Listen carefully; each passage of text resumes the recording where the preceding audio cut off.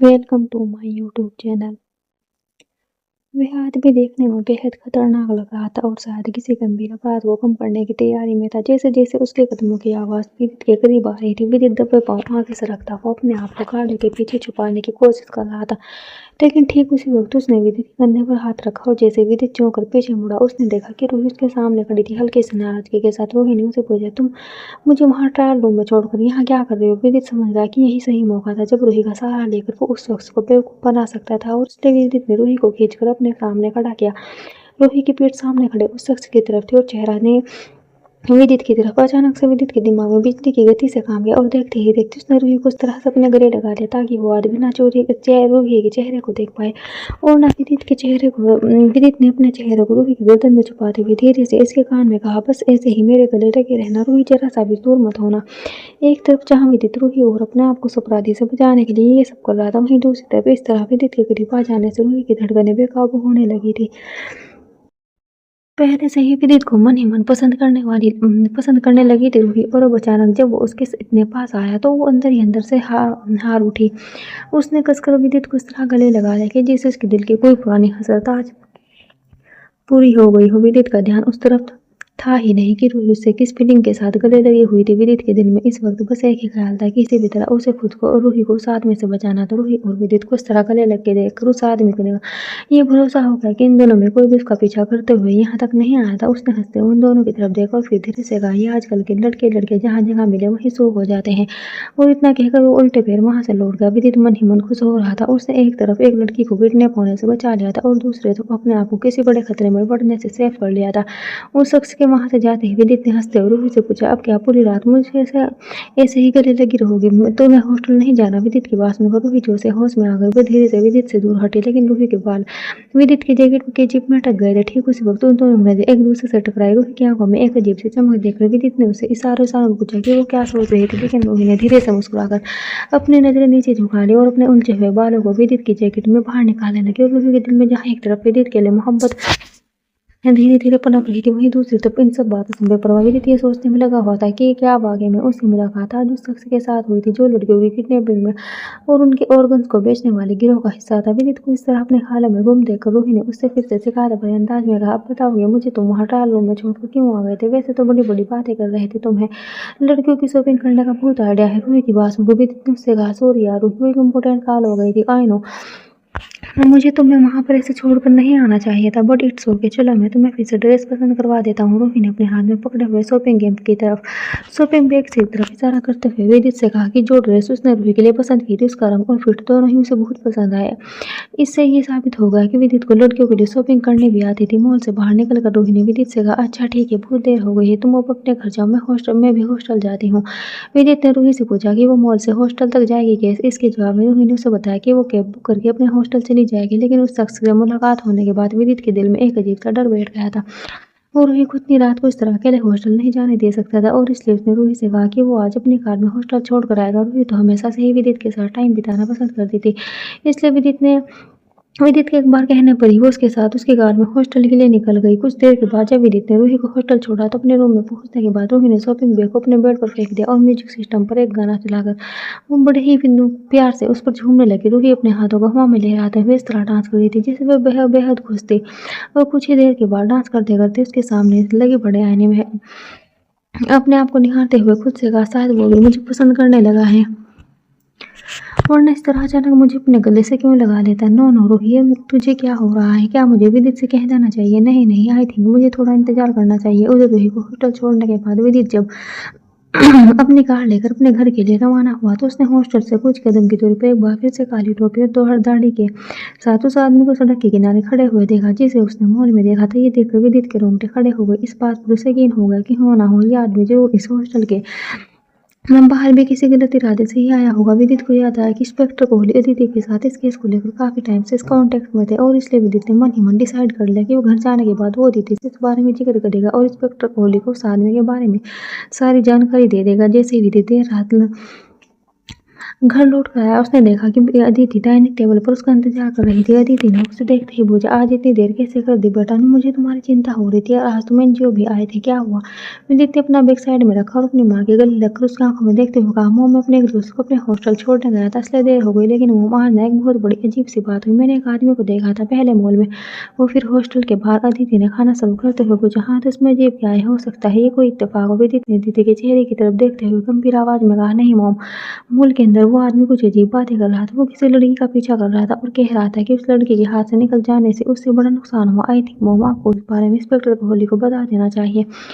अदिति ने विदित के सामने इस बात को जाहिर नहीं किया कि उसकी बात सुनकर वो चिंता में पड़ गई थी। वो नहीं चाहती थी कि विदित किसी भी तरह के खतरे में पड़े, इसलिए उसने विदित को चुप बोलते हुए कहा, देखो इंस्पेक्टर कोहली ने मुझे बताया था कि उन्हें लोगों के बारे में काफी कुछ पता चल गया है। तुम अपनी पार्टी की तैयारी करो और इन सब बातों में उलझने की कोई जरूरत नहीं है। अदिति की बात सुनकर विदित ने हंसते हुए कहा कि अब वो बड़ा हो चुका है और उसकी जिम्मेदारी बनती है कि वे अदिति के हर काम में उसका साथ दे, उसकी जिंदगी में आने वाली परेशानियों से जूझने में उसकी मदद करे। ये सुनकर अदिति के चेहरे पर मुस्कुराहट आ गई। उसने बड़े ही प्यार से विदित के बालों में अपना हाथ फेरा और उसी वक्त उसके दिल में विराट का ख्याल आ गया। विराट कैसे उसे सबसे बचा कर रखता था। विराट के रहते कोई भी लड़का उसकी तरफ नजर उठाकर नहीं देख सकता था। एक वक्त पर विराट ने भी अदिति से दीवानों की तरह प्यार किया था। उसका ख्याल आते ही अदिति की आंखें नम हो गई। विराट की निशानी उसका बेटा आज अदिति के साथ था। इस बात को सोचकर अदिति अपनी जिंदगी को जिए जा रही थी, लेकिन अकेली माँ होने के नाते अपने बेटे का ख्याल रखना और उसे किसी भी खतरे से बचाना अदिति की पहली जिम्मेदारी थी। इसलिए उसने विदित को समझाया कि उसे इस सारे मामले से दूर रहना चाहिए। रात काफी हो जाने की वजह से विदित ने भी अदिति को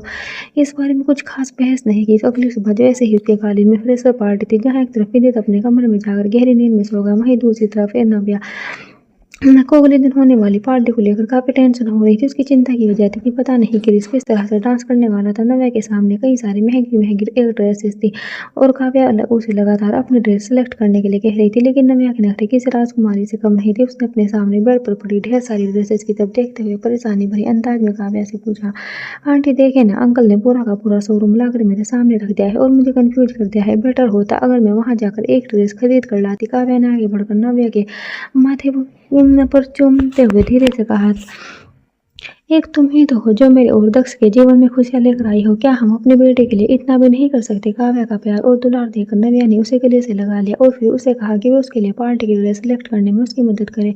काव्या ने एक बेहद खूबसूरत सी गुलाबी रंग की ड्रेस नव्या की तरफ बढ़ाते हुए कहा, मुझे लगता है मेरी राजकुमारी को ये ड्रेस बहुत प्यारी लगेगी। देखना कॉलेज के सारे लड़के तुम्हें देखेंगे। काव्या की बात सुन पर नव्या जोर जोर से हंसने लगी और अचानक उसके मुंह से निकल गया, हाँ बस एक ही सी बात, एक वही है जो मेरी तरफ देखेगा तुझे, मगर ऐसे जैसे कोई दुश्मन अपने दूसरे दुश्मन को देखता है। नव्या की बात सुनकर काव्या ने कुछ न समझने के अंदाज में जब उससे पूछा कि वो किसके बारे में बात कर रही है, तो नव्या ने उसे कहा कि उसकी क्लास में पढ़ने वाला एक लड़का जो हमें सबसे झगड़ा करता है, वो बर्थडे पार्टी में भी आया था, लेकिन उससे काव्या मिल नहीं पाई थी। ये बात सुनते ही काव्या के दिल में फिर से वही ख्याल आ कि कहीं भी वही लड़का तो नहीं जो विराट के जैसे दिख रहा था। लेकिन इससे पहले कि काव्या इसके बारे में नव्या से कुछ और पूछ पाती, उसके फोन पर एक कॉल आ गया और वो बात को बीच में ही अधूरा छोड़कर वहां से चली गई। तुम ड्रेस पहन कर देखो, मेरी एक जरूरी कॉल है बेटा, मैं आती हूँ। काफी देर तक ट्राई करने के बाद फाइनली नव्या ने उस गुलाबी ड्रेस को अपने लिए पसंद कर लिया था। दिल्ली शहर की अगली सुबह कॉलेज कैंपस में अलग ही हलचल देखा गई थी। सारे के सारे स्टूडेंट पार्टी को लेकर बहुत एक्साइटेड थे। इस पार्टी के अंदर डांस कंपटीशन भी होने वाला था और इसकी वजह से सारे फ्रेशर स्टूडेंट के बीच एक अलग ही जोश था।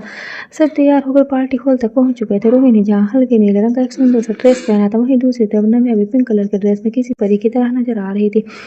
कुछ ही देर के बाद जब विदित ब्लैक कलर के सूट में पार्टी में पहुंचा तो एक पल के लिए रूही की नजर उसके चेहरे पर टिक गई। वो सर से पैर तक लगातार विदित को देखे जा रही थी। विदित बहुत हैंडसम लग रहा था। रूही के अलावा भी उसकी क्लास की बाकी लड़कियों की नजर विदित पर ही टिकी हुई थी। उधर कर जैसे ही नव्या के पास पहुंचा, नव्या ने अपनी आंखें मटकाते हुए उससे पूछा, देखो कर्स, अब तुम नव्या के अच्छे दोस्त बन चुके हैं, इसलिए नव्या तुम्हें डांट भी नहीं सकती, लेकिन प्लीज आज तुम अच्छे से करना। कर्स ने अपने गले में पहनी हुई टाई को बड़े सलीके से संवारते हुए अपनी घबराहट को छिपाते हुए कहा, डोंट वरी यार नव्या, तुम जानते नहीं आज मैं बहुत अच्छा डांस करने वाला हूँ और इस डांस की वजह से ना आज मैंने सुबह से कुछ खाया भी नहीं है। तभी वहां पर विदित पहुंच गया। उसने नव्या को छेड़ने के अंदाज में उसे सर से पैर तक घूर कर देखा और फिर कर्स के कान में धीरे से लेकिन कुछ ऐसे कहा कि उसके कहे हुए शब्द नव्या के कानों तक पहुंच गए। यार कर्स, आज ना मुझे चारों तरफ सब गुलाबी गुलाबी क्यों नजर आ रहा है? कर्स ने लापरवाही के साथ विदित से सवाल किया।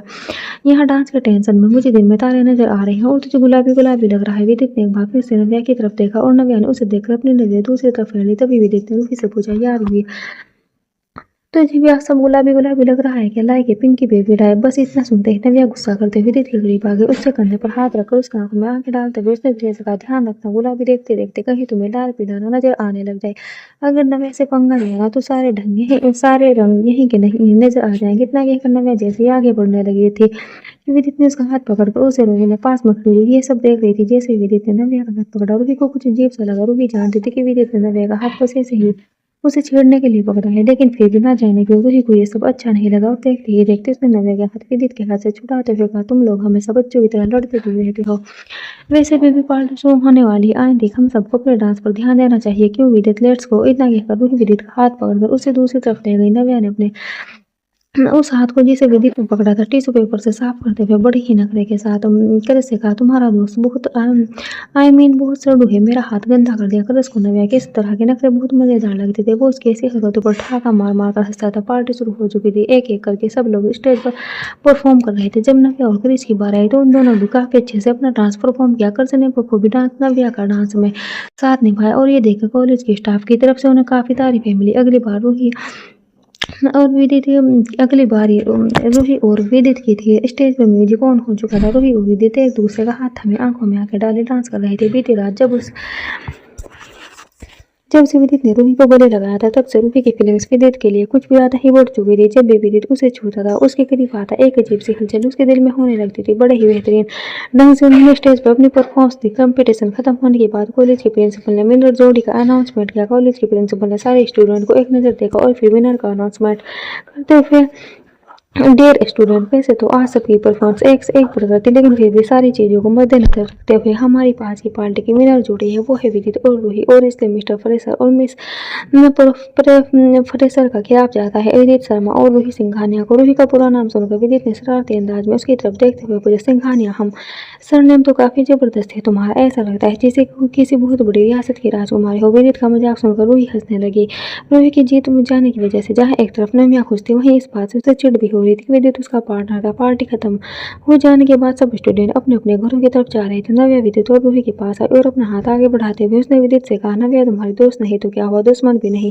कांग्रेचुलेसन, तुमने और रूही ने बहुत अच्छा परफॉर्म किया था। इतना कहकर नव्या ने रूही को गले लगाते हुए उसे भी डांस कंपटीशन जीत जाने की बधाई दी। क्रिस भी अपने दोस्त विदित के जीत जाने की वजह से बेहद खुश था। कुछ देर के बाद क्रिस और नव्या वहां से चले गए और हमेशा की तरह जब रूही ने विदित से कहा कि वे कैब बुक करके हॉस्टल चले जाएगी तो विदित को सही नहीं लगा और उसने रूही से कहा कि वो उसे हॉस्टल तक छोड़ देगा। रूही खुश होते हुए विदित के साथ उसकी कार में बैठ गई। रूही का दिल जोर से धड़क रहा था। वो आज की रात विदित को अपने दिल की बात बताना चाहती थी, लेकिन समझ नहीं पा रही थी कि कैसे कहे। पूरे रास्ते बार बार वो छिप छिप कर विदित के चेहरे को देख रही थी, लेकिन उससे कुछ भी कहने की हिम्मत नहीं जुटा पा रही थी। हॉस्टल पहुंचने के बाद जब विदित ने उसे वहां पहुंचकर अपनी कार में वापस घुमाया तो रूही उसे जाते हुए चुपचाप देख रही।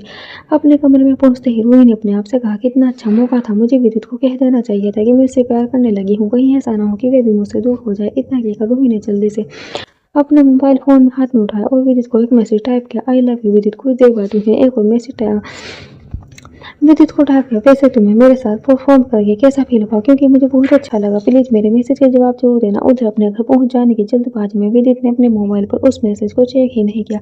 वो सीधा अपने घर पहुंचा और फोन को चार्जिंग पर लगाकर अपने कमरे में चला गया। एनजीओ के कुछ काम में व्यस्त अदिति विदित के आने की आहट सुनकर जैसे ही अपने कमरे में बाहर आई, अचानक से उसका हाथ लगने की वजह से विदित का फोन धड़ाम से जमीन पर गिर पड़ा। ये देख अदिति ने कहा, ओ गॉड, ये क्या हो गया, विदित तो मेरी जान ही ले लेगा। उस अपने फोन से कितना प्यार है ये मुझसे बेहतर कोई नहीं जानता। सीट्रेस का फोन तो स्विच ऑन हो ही नहीं रहा। अदिति बार बार जमीन पर गिरी उस फोन को ऑन करने की कोशिश कर रही थी। तभी विदित अपना फोन लेने के लिए वापस अपने कमरे से निकल कर आया और उसने अदिति से पूछा, क्या हुआ मोम, आप मेरे फोन के साथ क्या कर रही है। अदिति ने विदित के चेहरे की तरफ देखा और फिर मासूम सा मुंह बनाते हुए कहा, सॉरी बेटा, मेरे हाथ से तुम्हारा फोन गिर गया। देखो मैं जानती हूँ तुम अपने फोन के बिना नहीं रह सकते, लेकिन अभी ऑन ही नहीं हो रहा है। अदिति के तरह परेशान देख विदित ने उसे कहा कि वो करिश्मा जाकर अपना फोन किसी शॉप से रिपेयर करवा लेगा, उसे परेशान होने की जरूरत नहीं है। उधर भी हर पल अदिति के विजित के जवाब का इंतजार कर रही थी। इस इंतजार में कब उसकी आंख लग गई उसे पता भी नहीं चला। अगली सुबह जब रूही अपनी नींद से जागी तो उसने सबसे पहले अपने फोन को चेक किया, लेकिन विदित का कोई जवाब नहीं आया था। रूही उदास हो गई। उसे लगा शायद विदित उसके सवाल का कोई जवाब देना नहीं चाहता। लेकिन कुछ घंटों के बाद जो रूही की मुलाकात कॉलेज के अंदर विदित से हुई तो उसने बड़ी हिम्मत करके उससे पूछा, मैंने तुम्हें कल रात एक मैसेज किया था विदित, क्या तुमने कोई जवाब ही नहीं दिया? मैं इंतज़ार कर रही थी। विदित को लगा कि शायद रूही ने उससे डांस परफ़ॉर्मेंस के बारे में पूछा हो और क्लास में जाने की जल्दबाज़ी में होने की वजह से उसने रूही से कह दिया, हाँ, मैंने तुम्हारा मैसेज देखा था। तुम जैसा फ़ील करती हो ना, वैसे ही मैं भी फ़ील कर रहा हूँ। लेकिन क्या हम इस बारे में बाद में बात करें? अभी मेरी क्लास का टाइम हो गया है। इतना कहकर विदित वहाँ से चला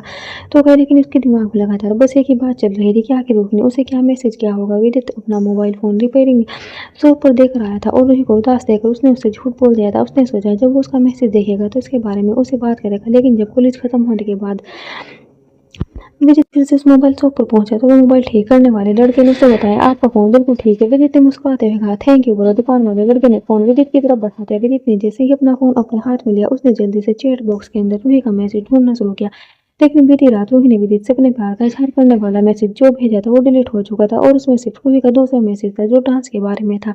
विदित ने भी इस बात को बड़ी लापरवाही से साथ लिया क्योंकि उसके लिए रूही सिर्फ एक फ्रेंड थी जिसके साथ उसे सिर्फ एक डांस परफॉर्म करना था। वो नहीं जानता था कि रूही के लिए वो उसके दिल में एक खास जगह बना चुका था और इसलिए विदित ने उसके मैसेज वाली बात पर ज़्यादा गौर नहीं किया। उसने मन ही मन सोचा कि अगर रूही ने फिर से उसे कुछ कहा तो वे किसी भी तरह बात को संभाल लेगा। वहीं दूसरी तरफ नवी अपने घर में काव्या की गोद में सर रखकर लेटी हुई थी।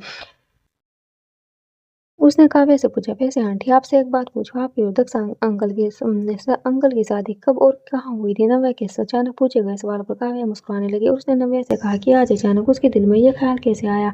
लेकिन किसी छोटे बच्चे की तरह जिद करते हुए नव्या ने फिर से अपने सवाल को दोहराया और काव्या ने अपनी पलकें बंद करके बीते वक्त को याद करते हुए कहा, जब मैं कॉलेज में थी ना तब दक्ष ने मेरे एक कजिन बहन के साथ डॉक्टर थी। तभी हमारी मुलाकात हुई और हम दोनों को एक दूसरे से प्यार हो गया और हमारी शादी और उसके बाद शादी। प्यार की बात सुनते ही नव्या हैरान रह गई। उसने अपनी बड़ी बड़ी खूबसूरत आंखों से काव्या के चेहरे की तरफ देखा और पूछा, अगर आप दोनों एक दूसरे से इतना प्यार करते थे तो फिर आप एक दूसरे से अलग क्यों रहते हो? मैं जानती हूँ आप मेरे सवाल का जवाब भी नहीं देते, लेकिन फिर भी मैं जानना चाहती हूँ। काव्या ने बड़े ही प्यार से नव्या के बालों में हाथ फेरा और फिर एक फीकी सी मुस्कुराहट के साथ उसके सवाल का जवाब दिया, रिश्ते ना हमेशा एक जैसे नहीं रहे बेटा। पहले दक्ष को मुझसे प्यार था लेकिन अब नहीं है। नव्या को काव्या की बात समझ में नहीं आई। वो हैरान होकर बस काव्या के चेहरे की तरफ देखे जा रही थी। वो काव्या की उन आंखों को देखे जा रही थी जो हल्की से नम हो चुकी थी। नव्या जानती थी कि बीते वक्त का कोई दर्द था जिसे काव्या किसी के साथ साझा नहीं करती थी। नव्या ने बड़े ही प्यार से काव्या का हाथ अपने हाथों में थाम कर कहा, मुझे ऐसा क्यों लगता है कि आप दोनों के बीच कोई गलतफहमी है, कोई बहुत बड़ी गलतफहमी, और अगर ऐसा है तो आप उस गलतफहमी को दूर क्यों नहीं कर लेते? नव्या की बात सुनकर काव्या ने अपनी आंखें बंद कर ली और उसे अपनी शादी की पहली रात याद आ गई। काव्या की आंखों के सामने बीता वक्त एक बार फिर से ताजा हो चला था। उसे याद आया कि कैसे उसकी और दक्ष की शादी हुई थी और वह दुल्हन बनकर दक्ष के घर आई थी। जब दक्ष और काव्या की शादी हुई थी वो इस बात से दक्ष की दादी मालती बहुत खुश थी। उस घर में काव्या का स्वागत बड़ा ही धूमधाम से हुआ था। लेकिन इससे पहले कि दक्ष और काव्या की तो पूरी हो पाती, दक्ष के पास एक मेडिकल इमरजेंसी के लिए कॉल आ गया। डॉक्टर आनंद अवस्थी ने दक्ष को एक स्पेशल केस पर काम करने के लिए दिल्ली जाने को कहा। यह केस बहुत अर्जेंट था। डॉक्टर आनंद अवस्थी चाहते थे कि दक्ष ही उसे संभाले और उसके लिए दक्ष ने उसी वक्त घर से जाना था। एक डॉक्टर होने के नाते दक्ष ने अपनी जिम्मेदारी को समझा और काव्या को इस बात के लिए समझाया कि वे जल्द अपना काम खत्म करके वापस लौट आएगा। उन दोनों की शादी भी कुछ ऐसे माहौल में हुई थी जिसमें काव्या को दक्ष के साथ नजदीकियां बढ़ाने की कोई जल्दबाजी नहीं थी। वो धीरे धीरे इस रिश्ते को पनपने देना चाहती थी और इसलिए खुशी खुशी उसने दक्ष को दिल्ली जाने के लिए विदाई दे दी। लेकिन वहां जाने के बाद दक्ष को पता चला कि वो मेडिकल इमरजेंसी काफी सीरियस थी और उसमें उसे कुछ दिन का वक्त लग जाएगा। इसी बीच कुछ ऐसा हुआ जिसकी वजह से काव्या की शादीशुदा जिंदगी में तूफान आ गया। इससे पहले कि काव्या दक्ष के साथ अपनी मैरिड लाइफ को शुरू करती और दक्ष ने उससे ऐसा कुछ कहा कि देखते ही देखते सब कुछ खत्म हो गया। एक सप्ताह के बाद जब दक्ष दिल्ली से लौटकर वापस लखनऊ आया तो घर पहुंचने से पहले विराट ने उसे फोन करके बताया कि अदिति अचानक घर छोड़कर चली गई थी। खबर सुनते ही दक्ष के दिल को जैसे सदमा सा पहुंचा था। बहुत ही बेचैनी और परेशानी की हालत में अपने घर पहुंचा। उसकी इस हालत को देखकर उसकी दादी मालती ने उससे जब इसकी वजह पूछी तो उसने बताया कि अदिति के अचानक घर छोड़कर चले जाने की वजह से उसे कुछ भी अच्छा नहीं लग रहा है। काव्या को भी ये खबर पहले ही मिल चुकी थी और वे दक्ष के घर आने पर ही उसे ये सब कुछ बताने वाली थी। काव्या ने दक्ष को संभालने की बहुत कोशिश की। उस रात जब दक्ष काव्या के पास आया तो उसने कहा कि दीदी के चले जाने की वजह से वो बहुत अपसेट है और इस स्थिति में उसे कुछ वक्त अकेला चाहिए। तब भी काव्या ने अपने दिल को ये सोच कर समझा लिया था कि अदिति उसकी बचपन की दोस्त थी। उसका गायब हो जाना शायद दक्ष के लिए बहुत ही दुखी कर देने वाली खबर थी। वक्त बीतता गया, फिर एक दिन जब कई दिनों बाद काव्या और दक्ष अकेले में मिले तो दक्ष ने कुछ ऐसा कह दिया जिसकी वजह से हमेशा के लिए एक साथ रहते हुए भी उनके रास्ते अलग हो गए। काव्या ये सब सोच ही रही थी और उसने कसकर अपनी आंखें बंद कर ली। उसकी आंखों से आंसू गिर रहे थे। उस दिन जो कुछ भी हुआ था उसके बारे में सोचकर ही काव्या को अदिति से नफरत होने लगी। उसने बहुत कोशिश करते हुए उन सारे ख्यालों को अपने दिमाग से निकालने की कोशिश की। ठीक उसी वक्त वहां पर पहुंचे दक्ष ने उसके कंधे पर हाथ रखकर पूछा, क्या हुआ काव्या, तुम यहाँ इस तरह, सब ठीक तो है ना? काव्या ने पलट कर दक्ष की तरफ देखा, लेकिन उसके सवाल का कोई जवाब नहीं दिया और अपना चेहरा दूसरी तरफ फेरते हुए वो वहां से चलने लगी। काव्या जैसे ही कुछ कदम आगे चली, दक्ष ने कहा, तुम्हारा चेहरा देखकर जान जाता हूँ कि तुम फिर से पुरानी बातों को याद करके परेशान हो। दक्ष की बात सुनकर काव्या को गुस्सा आ गया। उसने अपने गुस्से से भरी हुई आंखों के साथ दक्ष की तरफ देखा और कहा, अब तुम्हें इस बारे में सोचने की कोई जरूरत नहीं है दक्ष, कि मैं पुरानी बातों से परेशान हूँ या किसी और बात से। तुम्हारे और मेरे रास्ते अलग हो चुके हैं। वैसे भी तुम आजकल किस दुनिया का हिस्सा हो मुझे पता तक नहीं है। दक्ष बिना कुछ कहे वहां से चला गया। नव्या ने चुपचाप छिप कर दक्ष और काव्या के बीच की इस बात को सुन लिया था, लेकिन वो दोनों इस बात से पूरी तरह अनजान थे। काव्या की जिंदगी एक और रात जागते हुए बीत गई। एक और रात उसने सिर्फ और सिर्फ अदिति के बारे में सोचकर उससे नफरत करते हुए गुजार दी। वहीं दूसरी तरफ अगले दिन जब विदित कॉलेज पहुंचा तो उसकी मुलाकात नव्या से हुई। पार्टी का माहौल अब कॉलेज से पूरी तरह से खत्म हो चुका था और जैसा कि कॉलेज के प्रोफेसर ने कहा था, पार्टी खत्म होने के ठीक बाद सारे स्टूडेंट को एक फिल्म मेकिंग का प्रोजेक्ट मिलने वाला था। इसी वजह से सब जब क्लास शुरू हुई तो प्रोफेसर ने सारे स्टूडेंट को उस प्रोजेक्ट की डिटेल समझाते हुए बताया, स्टूडेंट आपको एक शॉर्ट डॉक्यूमेंट्री फिल्म बनानी है। इसका टॉपिक आप अपनी मर्जी से चुन सकते हैं, लेकिन जैसा कि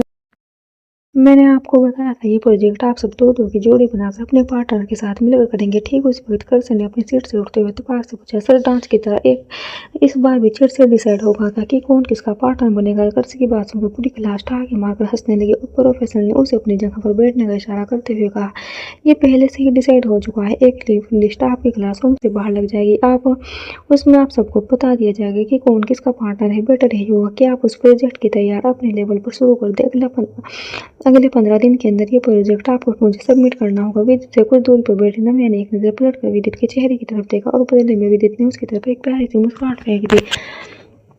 विदित को इस तरह मुस्कुराते देख नव्या चिढ़ गई और उसने अपना चेहरा दूसरी तरफ फेर लिया। क्लासेस खत्म होने के बाद जब विदित कर्स के साथ कॉलेज के पार्किंग एरिया में बैठा तो नव्या ने वहां आकर विदित से चिढ़ते हुए कहा, तुमने ये सब जानकर पूछकर क्या है ना? नव्या को परेशान करने के लिए विदित ने नव्या की बात का मतलब समझ में नहीं आया, इसलिए कुछ न समझने के अंदाज में उसने नव्या से पूछा, प्रिंसेस नव्या अब मैंने क्या गुस्ताखी कर दी, जरा डिटेल में बताएगी मुझे। नव्या ने विदित को बताया कि कॉलेज में प्रोजेक्ट की लिस्ट लग चुकी थी और उस लिस्ट के हिसाब से नव्या को प्रोजेक्ट विदित के साथ करना था। ये सुनते ही विदित अपनी जगह से उछल कर खड़ा हुआ और नव्या के करीब आकर उसकी आंखों में आंखें डालकर उसने हंसते हुए कहा, प्रिंसेस नव्या की किस्मत खुल गई। ओ आपकी तो किस्मत खुल गई। अरे अब तो आपको इस प्रोजेक्ट में कुछ करना ही नहीं पड़ेगा। अब आप आराम से अपनी दुनिया में रहिए, सारा काम ये ना चेंज कर लेगा। ये सुनते ही नव्या को फिर से गुस्सा आ गया और वो पैर पटकते हुए वहां से चले गई। नव्या के जाते ही कर्स ने विदित से कहा कि उसे इस तरह से नव्या को चिढ़ाना नहीं चाहिए था। विदित ने कर्स के कंधे पर हाथ रखकर कहा, अरे यार मैं देवी से कुछ कहता हूँ और ये इस तरह गुस्सा करती है ना, तब बहुत अच्छा लगता है। जानता हूँ ये लड़की दिल की बुरी नहीं है। विदित को नव्या के बारे में इस तरह बातें करते देख के शरारती नजर से विदित को देखने लगा और फिर उसने विदित से सवाल पूछा, सच सच बता ना, तुझे हर टाइम से जानबूझकर इतना छेड़ता है, कहीं ऐसा तो नहीं तुझे पसंद आने लगी है? प्रिंसेस देख, प्यार की शुरुआत ना कभी कभी झगड़े से हो जाती है। उधर अपनी एनजीओ पहुंची अदिति ने जब इंस्पेक्टर कोहली को वहां देखा तो वह हैरान रह गई। इंस्पेक्टर कोहली ने एक खबर अदिति को सुनाई तो उस मैनेजर ने जो खबर दी थी उसके हिसाब से इस कंपनी के तार लखनऊ शहर से जुड़े हुए लगते हैं। लखनऊ शहर का नाम सुनते ही अदिति के दिल में एक अजीब सी हलचल मच गई। लखनऊ यानी कि अदिति की जिंदगी का बीता हुआ वो हिस्सा जिसे वो कब्जा बनाकर आगे बढ़ चुकी थी। अदिति ने हिचकिचाते हुए इंस्पेक्टर कोहली से पूछा, लखनऊ, लेकिन वहाँ की कौन सी कंपनी इन सब चीजों के पीछे इन्वॉल्व है? क्या आपको कुछ पता चला? इंस्पेक्टर कोहली ने निराशा भरी आवाज में जवाब दिया, देखिए अभी तक पूरी तरह से कुछ पता नहीं चला है, लेकिन ऐसा लग रहा है कि कोई बड़ा बिजनेसमैन है वहाँ का। अब कौन है, क्या नाम है, इस बारे में कुछ कहा नहीं जा सकता। लखनऊ के बिजनेस के बारे में सुनते ही अदिति के दिल में सिर्फ एक ही इंसान का ख्याल आया और वो था विराट रघुवंशी।